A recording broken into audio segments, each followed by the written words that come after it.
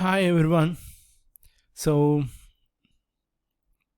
Markets ఇలా perform చేసినాయి, అలా పెర్ఫామ్ చేసినాయి అనడం కన్నా కూడా ఎక్స్ట్రాడినరీ ప్రాఫిట్స్ వచ్చినాయి అని హడావిడి చేయడం కూడా తప్పే. బట్ మనం యాక్చువల్గా మన ఛానల్లో ఎక్స్ట్రాడినరీ ప్రాఫిట్స్ అయితే కంటిన్యూస్గా ఉంటున్నాయి అనేది మటుకు చెప్పచ్చు. ఇవాళ మనం నిన్న ఎలా అయితే డ్రా చేసుకున్నామో, క్లియర్గా ప్లాన్ చేసుకున్నామో అలా వర్కౌట్ అయినాయి అని నిన్న వీడియో చూస్తే అర్థమవుతుంది ఎవరికన్నా సరే. అండ్ నిఫ్టీ నేను చేయట్లేదు, అండ్ నిఫ్టీ నేను అది క్లియర్గా ఎవ్రీడే చెప్తున్నాను కదా. బట్ నిఫ్టీలో 200 పాయింట్స్ వస్తున్నాయి. But bank Nifty is awesome. యాక్చువల్గా 100 పాయింట్స్, 150 పాయింట్స్ నాకు కేక్ వాక్ కింద ఈజీగా వచ్చేస్తున్నాయి యాక్చువల్గా అయితే. అండ్ ఒక పక్కన రేంజ్ బౌండ్ ఉందని తెలిసి కూడా మనకి up moment clear cut ceiling లేదని తెలుసు మనకి. ఓకే, సో ఓవరాల్గా ఫ్రెండ్స్, సో ఇది ప్రస్తుతం అయితే బాగానే ఉంది. ఎన్ని రోజులు ఉంటుంది అనేది అది ఎప్పుడు క్వశ్చన్ మార్కే. Every day is a threatening day. మనకు అది క్లియర్ కట్గా రోజు చెప్పుకుంటానే ఉంటున్నాం కదా. ఓకే, సో ఇప్పుడు next leg of up move ఇదిగోండి ఇక్కడ స్టార్ట్ అయినట్టు అనిపిస్తుంది. ఓకే, ఇదిగోండి ఇక్కడ ఒక చిన్న ఇండెక్షన్ ఫామ్ అయింది కదా.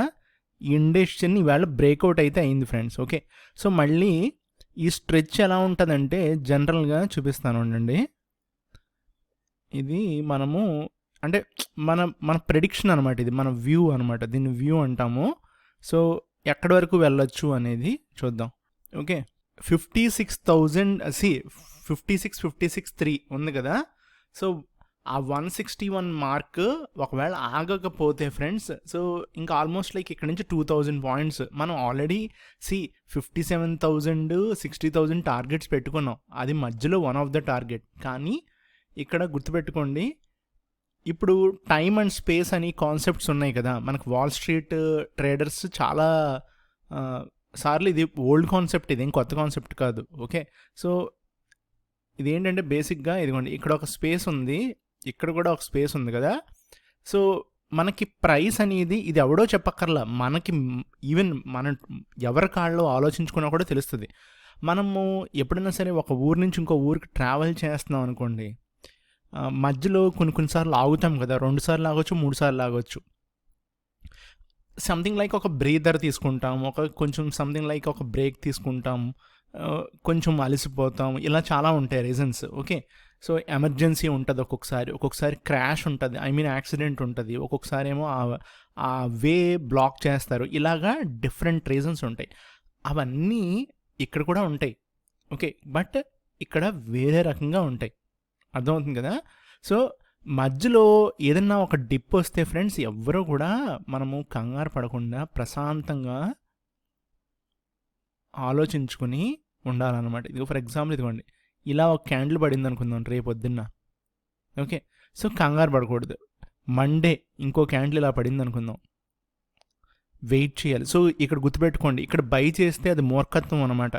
ఎందుకంటే నేను ఇక్కడ క్యాండిల్ డైలీ టైం ఫ్రేమే డ్రా చేస్తున్నాను. అవునా, డైలీ టైం ఫ్రేమే డ్రా చేస్తున్నాం అంటే 5 minutes 15 minutesలో క్యాండిల్స్ ఏమవుతూ ఉంటాయి, మూవింగ్ యావరేజ్ కింద ఉంటాయి, సిపిఆర్ లెవెల్స్ కింద ఉంటాయి కదా.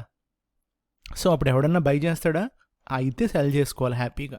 ఓకే, సో అవి నేను వీడియోస్ కొన్ని చేశాను, ఫర్దర్గా చేసి కూడా చెప్తూ ఉంటాను, మనందరికీ యూజ్ అవుతూ ఉంటాయి. ఓకే, సో దాన్ని ఏమంటారంటే ఒక కైండ్ ఆఫ్ సిగ్నల్ తీసుకొస్తారంటే మార్కెట్లో ఎప్పుడు కూడా కరెక్షన్స్ అనేవి ఉంటేనే మంచిదన్నమాట.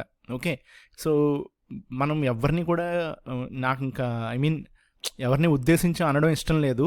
సో చాలామంది చాలా రకాలుగా ప్రాపగెండా చేసుకుంటున్నారు. అసలు మన కాన్సెప్ట్ కాదు, అంటే మన తెలుగు వాళ్ళు కాదు. Okay, so I don't want to name at all, but English channels, especial English channels. Okay, so చాలామంది చెప్తున్నారు. నేను ఒక సెపరేట్గా ఒక చిన్న వీడియో చేసి దాని గురించి కూడా చెప్తాను. ఓకే, నేను కూడా ఒక స్టాండ్ తీసుకుంటాను. ఓకే, అది చిన్నపిల్లల స్టాండ్ అనమాట. భలే ఉంటుంది, మీకు కూడా నవ్వు వస్తుంది. ఎందుకంటే మనందరం కూడా తీసుకోగలుగుతాం. సో ఇలాంటి కరెక్షన్స్ ఇప్పుడు నెక్స్ట్ రేపొద్దున ఒక క్యాండిల్ పడింది ఫ్రెండ్స్, ఓకే, ఇమీడియట్గా ఒక క్యాండిల్ పడింది. అలాగా పడినప్పుడు గుర్తుపెట్టుకోండి, ఇక్కడ ఇదేంటి నిఫ్టీ పడుతుందంటే నిఫ్టీలో ఏవో ఒక 15 నుంచి 20 స్టాక్స్ పడుతున్నాయి, అంతే కదా. నిఫ్టీలో 15 నుంచి 20 స్టాకులు పడితేనే ఇలాంటి కరెక్షన్ వస్తుంది. ఒక్కొక్కసారి 50లో 40 పడిపోవచ్చు, okay. So majority of the stocks పడాలి, లేదా వెయిట్ ఉన్న స్టాక్స్ పడాలి. అంటే Reliance, TCS, Infosys, Tata Motors, what not, Asian Paints, Bajaj Finance, ఇలాగా, ఓకే. సో జుంబోలు ఉంటారు కదా మెయిన్ వాళ్ళు పడతారనమాట. వాళ్ళు పడినప్పుడు ఇలాంటి క్యాండిల్స్ పడతాయి. సో కంగారు పడకూడదు. ఈ కరెక్షన్ వచ్చిందనుకోండి, నేను ముందే ఇక్కడ ఎందుకు చెప్తున్నాను, ఒకవేళ నెక్స్ట్ వీక్ ఇలాంటి కరెక్షన్ వచ్చినా ఫ్రెండ్స్, ఇక్కడ టైం అండ్ స్పేస్ అని ఇందాక నుంచి వాగుతున్నాను కదా నేను, ఇది ఫిల్ అవ్వాలన్నమాట. ఎప్పటికప్పుడు ఫిల్ అవుతూ ఉంటేనే మంచిది. అట్లీస్ట్ ఈ పార్ట్ ఆఫ్ కరెక్షన్ వచ్చినా కూడా కంగారు పడకుండా next leg of up move start అవుతుంది. సో ఇప్పుడు ఇక్కడ ఏముంది, 20 పీరియడ్ మూవింగ్ యావరేజ్ ఉంది. వీడు మెల్లంగా ఇలా ప్రైస్ వస్తున్నప్పుడు నేను ఇలా పైకి డ్రా చేశాను కదా, వాడిలాగా కొంచెం ఫ్లాట్ అవుతాడు, ఓకే. సో ఎప్పుడైతే ఫ్లాట్ ఇలా అవుతాడో అప్పుడు వెయిట్ చేస్తూ ఉండాలి. సో మళ్ళీ ఇంకో క్యాండిల్ పడింది అనుకుందాం, సే ఫర్ ఎగ్జాంపుల్కి ఇంకో క్యాండిల్ ఇదిగోండి ఇలా పడింది మళ్ళీ, ఓకే. దాని తర్వాత ఇమీడియట్గా ఇలా ఒక క్యాండిల్ పడింది, ఓకే. సో ఇప్పుడు ఏమవుతుంది మీకు, నేను ఇలా డ్రా చేసేస్తున్నాను కానీ మధ్యలో రెడ్లు పడతాయి, ఓకే. సో ఇదనమాట. So this is what market is all about. అది గుర్తుపెట్టుకోవాలి. చాలామంది అంటే ఇంక్లూడింగ్ మీ, మనం ఏం చేస్తాం, మనకి ఒక డైరెక్షన్ అనేది మిస్ అవుతాం. డైరెక్షన్ మిస్ అయ్యి ఆ ట్రాప్లోకి వెళ్ళిపోతాం. నేను ఎందుకు ఇది ముందే చెప్తున్నా అంటే, ఇక్కడ మార్కెట్ కరెక్ట్ అవుతుంది అనుకున్నప్పుడు మనం 3 పాయింట్స్ నోట్ చేసుకోవచ్చు. ఒకటి, అంటే రెడ్ అంటే ఐ మీన్ బేర్స్ ఎంటర్ అయ్యారు. నేను ఆల్రెడీ ఆల్ టైమ్ హైస్లో ఉన్నాను కాబట్టి షార్ట్ చేస్తే ఖచ్చితంగా వర్కౌట్ అవుతుంది. ఎందుకంటే షార్ట్ పడినప్పుడు నిఫ్టీ, బ్యాంక్ నిఫ్టీలో నిఫ్టీ ఏమో ఒక 300 నుంచి 500 పాయింట్లు, నిఫ్టీ ఏమో 100 పాయింట్స్, బ్యాంక్ నిఫ్టీ 500 పాయింట్స్ టప్పని కొట్టేస్తారు. సో అది క్యాష్ చేసుకుని వెళ్ళిపోవచ్చు ఎప్పుడైనా సరే, ఎప్పుడైనా సరే జనరల్గా. కానీ రిస్క్ ఉంటుంది. కానీ ఎండ్ ఆఫ్ ద డేనో, మధ్యలోనో, మిడ్ డేలోనో ఎప్పుడో అప్పుడు మనకి అట్లీస్ట్ మన బ్రేక్ ఈవెన్ అంటే ఎగ్జిట్ అవ్వడానికి స్కోప్ అనే ఇచ్చేస్తారు. సో ప్లాన్ ఏ ఇది. ప్లాన్ బి, ఇలాంటి కరెక్షన్ వచ్చినప్పుడు మనం ఫస్ట్ థింగ్ గుర్తుపెట్టుకోవాల్సింది ఏంటంటే, నేను లాంగ్స్ అంటే నేను బుల్ని అనుకున్నప్పుడు, నేను స్టాక్స్లో కొనుక్కుంటున్నాను అనుకున్నప్పుడు వెయిట్ చేయి. నేను వెయిట్ చేస్తా. నేను వెయిట్ చేసి ఎప్పుడైతే ఈ కరెక్షన్ కంప్లీట్ అయిపోద్దో ఆ 4 days లైట్ తీసుకుంటా. మార్కెట్ చూస్తాను, బట్ నేను ట్రేడ్ చేయను. ఈవెన్ ట్రేడ్ అని చెప్తున్నాను నేను, ఇన్వెస్ట్మెంట్ కూడా కాదు, ట్రేడింగే. ఎందుకు, నేను long, I'm a bull. When I'm a bull, why should I go for a long when the market is correcting? Market కిందకి వెళ్తున్నప్పుడు నేను ఎందుకు కొంటా? మార్కెట్ పైకి వెళ్తున్నప్పుడే నేను కొనుక్కుంటా. కిందకి వెళ్ళినప్పుడు కొనివాడు ఇన్వెస్టర్ అవుతాడు. ఎందుకంటే వాడికి ఎంత ప్రైస్ డిస్కౌంట్ వస్తూ ఉంటే అంత ప్రైస్ని కొనుక్కుని అది మళ్ళీ వాడి సైకిల్ వచ్చినప్పుడు, టర్న్ అరౌండ్ వచ్చినప్పుడు క్యాష్ చేసుకుంటారు.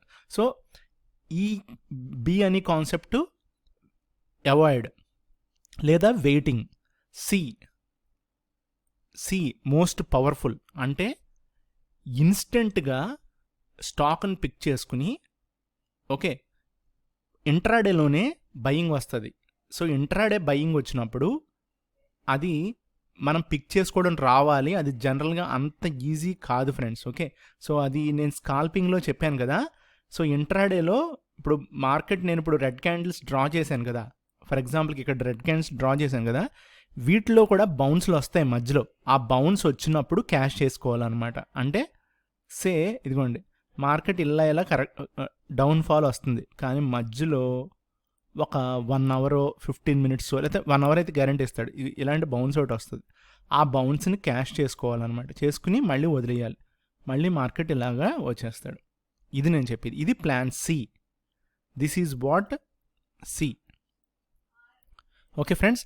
సో ఇది నేను ఎందుకు చెప్పానంటే ఒక వ్యూ కోసం చెప్పాను, టెక్నికల్ పాయింట్ ఆఫ్ వ్యూలో చెప్పాను, యూజ్ అవుతుందని. సో అదే ఇంట్రాడే లెవెల్స్ రోజు ఇస్తే నాకు కూడా బోర్ కొడుతుంది. రెండోది ఆల్ టైమ్ హైస్ కదా, నేను ఏం చెప్పాను, డిప్ వస్తే కొనుక్కోవడమే అంతే. రోజు డిప్ ఇస్తున్నాడు, మనం కొనుక్కుంటున్నాం, మనకి ఎంతో కొంత ప్రాఫిట్ అయితే రావడం జరుగుతుంది. ఓకే, సో కానీ స్టాక్స్ నేను రోజు చెప్తున్నాను కానీ చేయట్లేదు, వీలైతే ఇవాళ చేస్తాను ఫ్రెండ్స్. ఓకే, సో అండ్ నాకు కూడా నాన్ స్టాప్గా వీడియోస్ చేయాలనే ఉంది, at least 5 minutes 3 minutes 2 minutes videos, but ఏమో ఎందుకో అసలు కుదరట్లేదు. Okay friends, so tomorrow Friday. Okay, so Friday is nothing but a reversal, expect A reversal if possible. అంటే మొత్తం మనం 5 days చూద్దాం.